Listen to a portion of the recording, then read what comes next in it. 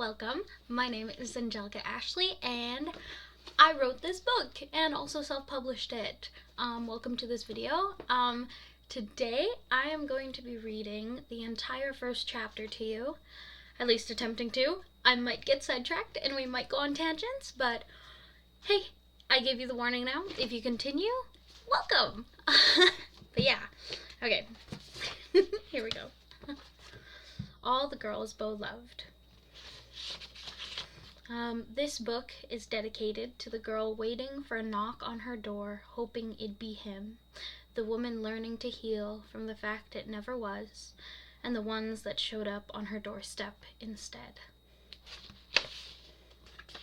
So this book began as a simple one-act play called My Invisible Best Friend that I wrote when I was 15.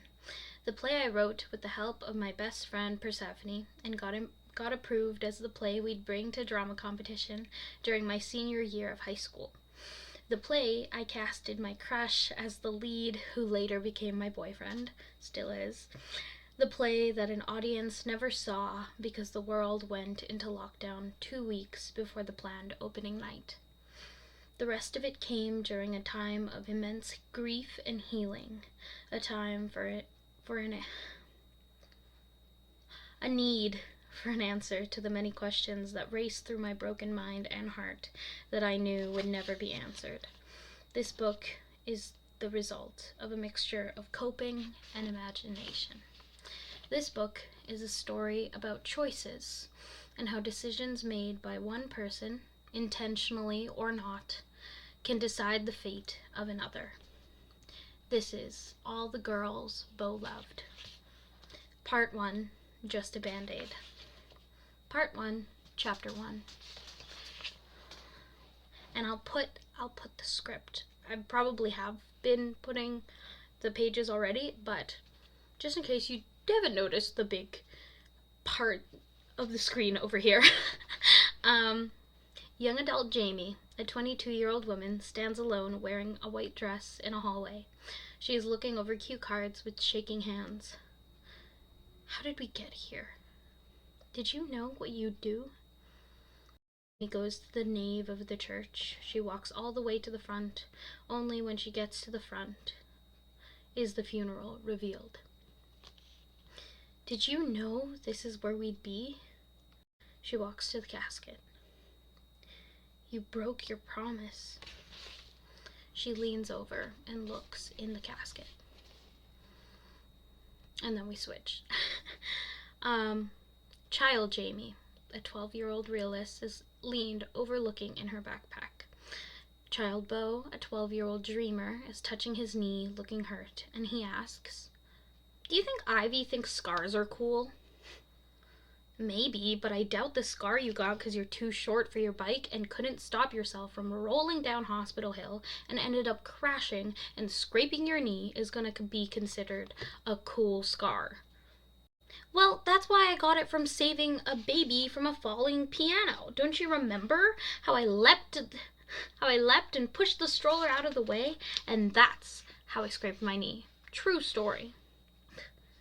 She's not dumb, is she? No, she's really smart. Actually, I'm the one who's dumb. Why did you decide to bike down that hill? That was really stupid. I overheard Ivy say she likes stunt guys the other day, so I thought it'd make a good story to tell her. Child Jamie facepalms. I kind of wish I broke a bone or something. Maybe get a cast. That would get her attention. Get her to sign it. Can't get her to sign a Band-Aid, can I? She takes a bandage out and puts it on his knee. Ow, that hurts. What are you doing? Don't die now. It's just a Band-Aid. Can I just say I almost died for real earlier? And what did my so-called best friend, Miss Jamie Allison Wilson, do? She laughed. What was that? You're so afraid of dying. Let's make a deal right now. Neither one of us can die unless it's together and we're like super old. 40s old or 90s old? 90s old, idiot. We got too many things to do to only live till we're 40. Now, pinky promise. She puts her hand up, and he makes a pinky promise. I, Robert Beatrice Arden, pinky promise to never die unless I'm an old person who's completed the game of life, including all the side quests, with my best friend, Miss Jamie Allison Wilson. Beau gets up and on his bike. Jamie is zipping up her bag and follows him by getting on her bike. They start biking around the neighborhood. But seriously, you hurt my knee more with a Band-Aid. You put it on mean. How could I have possibly put it on mean? I bet Ivy knows how to put Band-Aids on nicely. It's just a Band-Aid. Shut up, Beatrice. It's a family name. Well, stop getting injured and I won't have to keep putting Band-Aids on you. They continue to bicker as they bike away toward the sunset. Now in Beau's backyard. It's nighttime. Child Beau and Jamie are lying next to each other on a picnic blanket. They are looking up at the moon in the night sky. Jam, do you think love is real? I think so. She looks at him with love in her eyes. He keeps staring at the sky and doesn't notice her. I think I'm in love with her. Oh? She turns to look at the sky instead of at him. Yeah, I mean, she's just so pretty and nice. I forgot my pencil case at home the other day, and Ivy gave me one of her pens. She didn't just let me borrow it, she gave it to me. It's pink and sparkly. I never use it because I don't want it to run out. But I think loving someone and being in love with someone might be different. He looks at her softly. How so? I don't know, the feeling feels different when you love someone versus just being in love with them. Like, my mom used to tell me that falling in love is dangerous and will always end with pain because when you fall down in any way, you will get hurt. Or you'll scrape your knee. Yeah, exactly. What did she say about loving someone? She told me to find the person who is my ocean. Ocean? What does that mean? Like the person who calms you, that's constant and beautiful, like how water always finds its way back to the ocean. I love your mom. Me too. Child Beau smiles softly. Do you think you'll find your ocean? Mom said you'll never know who it is until you do. What? I don't know, that's just what she said. Was your dad her ocean? I don't know. I think they were in love for a long time, but I don't know if he loved her. She didn't talk about Dad in that kind of way, just that he gave her me. Told me about how he chased after her, they fell in love, he made mistakes, she took him back, and he didn't change. I remember the blur of nights where she'd drive around town looking for him. I was too young to be left alone, so I'd be asleep in the back. I'd get the bits and pieces of what happened all those nights. The driving, her crying, his slurred words, but every night when she'd put me back in bed, she'd kiss my head and tell me to forgive him. And then to forgive her for being so in love with him. I don't think I was meant to hear any of it. And then when she got sick, Dad started to go away for work. He comes back enough to not get me labeled as abandoned, but every time he does, it's like I can hear her crying in the background. And I hate him. Beau takes a breath. But I forgive him, because that's what she'd do. Beau wipes his tears away and shakes his head. I don't know. I don't think he was her ocean. I might not know much, but I know enough to know it isn't about him. At least I hope it wasn't. I hope there was someone better, some perfect love that got away or something. I think my mom deserves something like that, you know. To have experienced true, real love at least once in her life. I wish she just told me. That might have been the point, though, for me to figure it out. I wish I knew her better, for longer. I wish I could talk to her again. She was the most magically beautiful person who never made any sense. I mean, everything she did was out of kindness and love, and yet you never knew what she was thinking or what she'd say. She always had the best jokes, too. My favorite one is the one about the Italian chef. Oh yeah, did you hear about the Italian chef who died? And then both of them together. He passed away. They laugh as they both turn to face each other. They hold hands and just lie quietly looking at each other. After a moment, child Jamie says, "I'm sorry your mom died." "Yeah, I'm sorry for being so sad all the time. Thanks for still being here and listening, even if I'm a bit repetitive. Listening to you talk, even the sad stuff. You can always talk to me. Don't ever forget that." "Do you think we'll be together forever?" "Do you?" "I hope so. I hope I never lose you. You're nice." "You're nice too." Beau and Jamie lie in the quiet for a moment. Jamie pulls away and sits up. "Head home now." "Okay, thanks for hanging out with me." "You don't gotta thank me." "I know, but still. Thanks for being my best friend." She smiles at him, but there's a sense of disappointment in her eyes. "Yeah, okay. Good night, Beau. Don't stay up too late thinking about her." "Which her?" "Just don't stay up too late. By the way, what we watching tomorrow?" "Tomorrow night." He walks her to the gate. He stands opening it. He stands holding it open as their conversation continues. 51st Dates. Again? That movie's weird. What? You love 51st Dates. We watch it all the time. No, you love it. That's why we watch it all the time. If it were me, we'd be watching Child's Play or something. But if I'm being honest, I think 51st Dates is scarier. How is 51st Dates scarier than Chucky? Imagine waking up every day and finding on a boat and you find out through a video that you're married to Adam Sandler. But he's the man of her dreams and he makes her fall in love every day. It's romantic. It's Adam Sandler. Go home already. "Will, bye, see ya, go to bed and dream about Adam Sandler."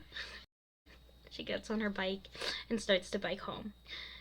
Beau is sitting at the window at the front of his house and knocks on it. He gets Jamie's attention. She stops to look back at him and smiles. Beau smiles at her and waves until she starts biking away again. As Jamie bikes away, we hear Jamie say, through the voiceover pre-lap, Beau's mom used to say God likes to pick the prettiest flowers for his garden, but she would also say that God gives the hardest battles to his strongest soldiers. And then we switch to a new scene. Jamie stands at the front of the church and gives a eulogy. I'm not sure what he wanted for Beau. We all know he was very pretty, but not everyone knew about the other parts of him, except me, I guess. But no matter what, everyone who knew him will always remember his laugh. I know I will. Whatever was happening, up or down, he always wanted to look towards the hopeful side. I never understood it fully, but I always admired his hopeless romanticism and the way he loved so deeply, like it was the only thing he knew how to do. Of course, there's no one he loves more than the love of his life, the girl he'll be loving forever, even in death. One idea that's been keeping me sane through this process is knowing that he's talking with his mom about her right now. Still, I'm wishing I could listen to one of his rambles now. I guess from now on, he'll just have to listen to me, especially on those quiet nights when the moon shines a little bit brighter. She starts to cry and turns to look away from the guests. Thank you for being here. Beau would have loved to see you all. I'll let someone else talk now. Jamie steps down from the altar and sits down. Lily says, "That was beautiful, Jamie." A small child's hand holds Jamie's. And then we switch scenes to an ice cream shop. Jamie, 18 years old, Beau, 17 years old, and Lily, 17 years old. Jamie and Beau's only other friend are eating ice cream cones. I wrote this book. You would think that I would know how to read it. Beau is texting and not fully present. Jamie's annoyed and gets his attention by asking, "You big idiot, why'd you get such a big cone?" "Ice cream very yummy." Beau, in the middle, wraps his arms around his two friends. "Beau, stop. Ew, we told you, you're not allowed to talk like that ever." "What, you don't like baby Beau?" Oh, sorry, it's in his normal voice. "What, you don't like baby Beau? Baby Beau? Baby Beau. Say that 5 times fast. My god." Okay. "No!" The girls push him away. "I don't like babies. I know for a fact I'm never having kids." "That makes baby Beau sad." Beau begins to mock a baby crying. "Nope, nope, I can't stand baby Beau." Lily stands up. "Oh, can I grab my wallet from your backpack?" Yeah, front pocket." Lily unzips the backpack. She pulls out a large bag of Band-Aids. "What's with the Band-Aids? Prepared much?" "Oh, those are for Beau." With his mouth full. "I got funny blood." "Hemophilia, I think, is what it's called." Beau nods his head like a little kid. "Basically, his blood can't clot for shit, so..." Jamie gestures to the bag. Lily puts it back. "Makes sense. You guys are weird. I'm happy we're friends. Anyway, I got a study session with my tutor, so I'll talk to you guys later. I'll talk to you later, James. See ya, Beau." Lily leaves. "Talk to you later, James." "Oh, stop it. You're friends with her too."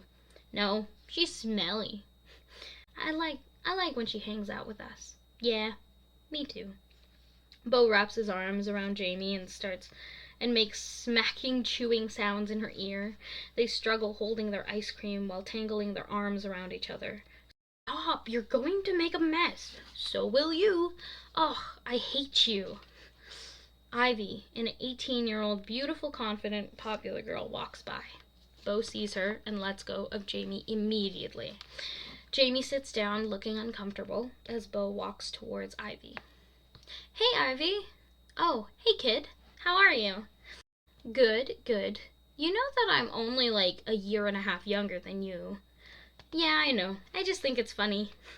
"Well, I just wanted to tell you that you did a great job last night. I could watch you sing over and over. There are 3 more shows, and I will be at every one." "It's $10 a ticket." "I got $30 and nothing better to do." "You are something else, Beau." "I'm serious. I'll be there." "Okay then. I'll look for you." "Also, another thing.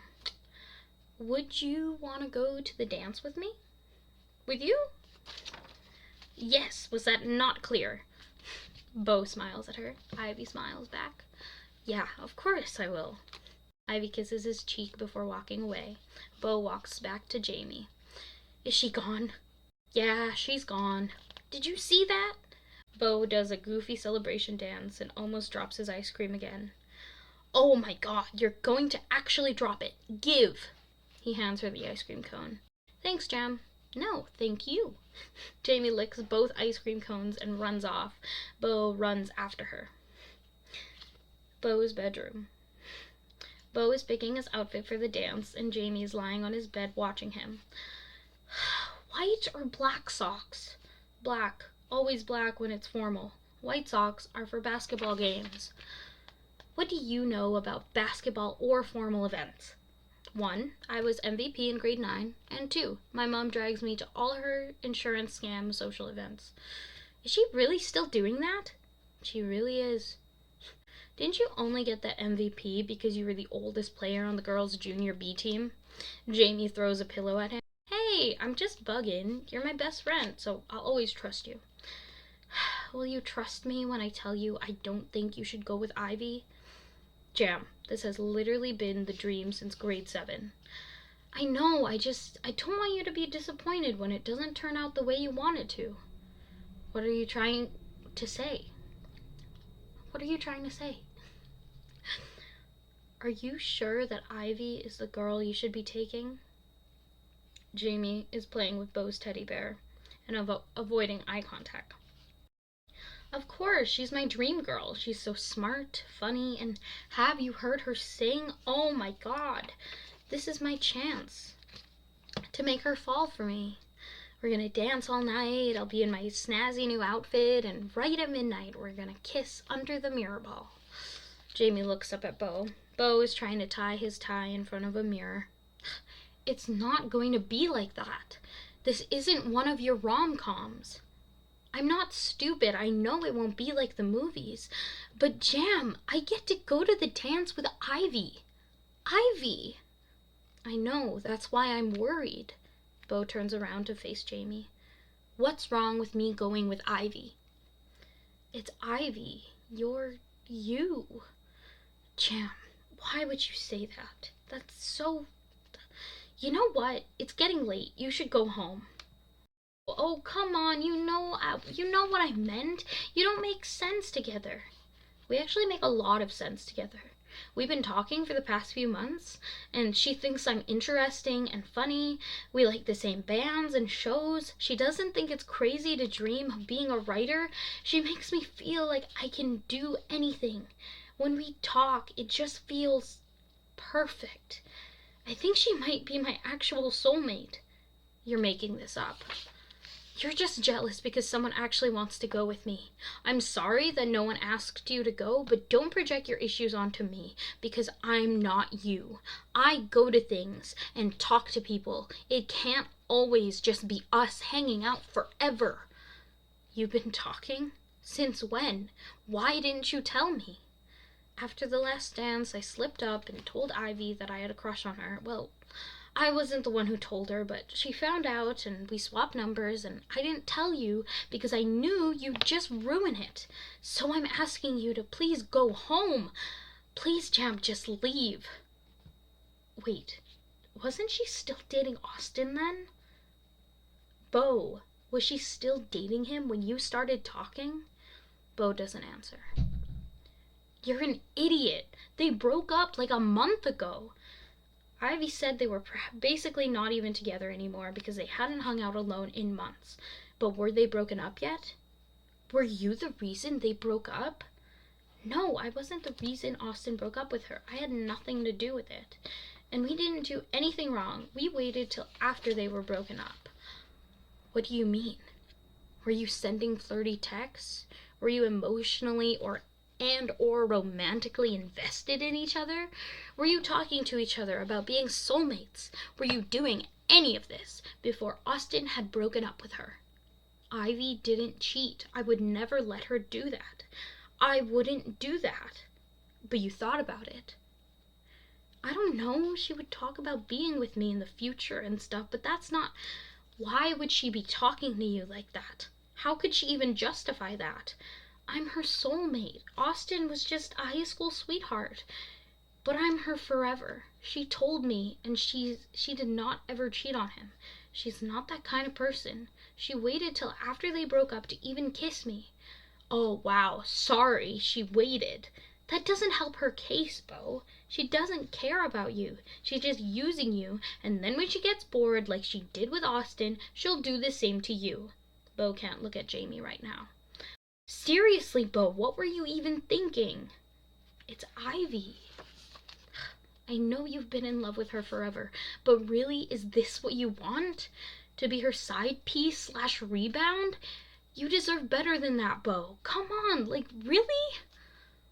Go home, Jamie. You don't know what you're talking about. You don't know Ivy like I know her. Jamie gets up and starts getting ready to leave. Beau keeps struggling to tie his tie, and Jamie is angrily shoving her stuff in her backpack. Fine, whatever. I hope it's the best night of your life and you get everything you ever dreamed of. Everyone knows her.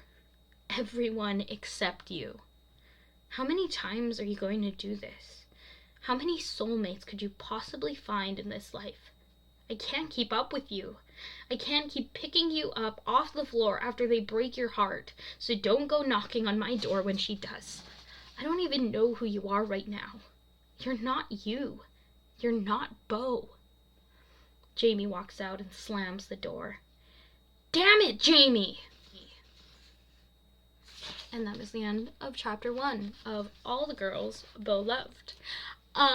So if this piqued your interest, please give it a chance, and please go buy it on Amazon.com, or, I don't know, email me, or, I can, yeah, just find a way to get it, I'm really proud of it, and I hope that you liked what you heard, and maybe give it a chance. But yeah, have a great day. Bye.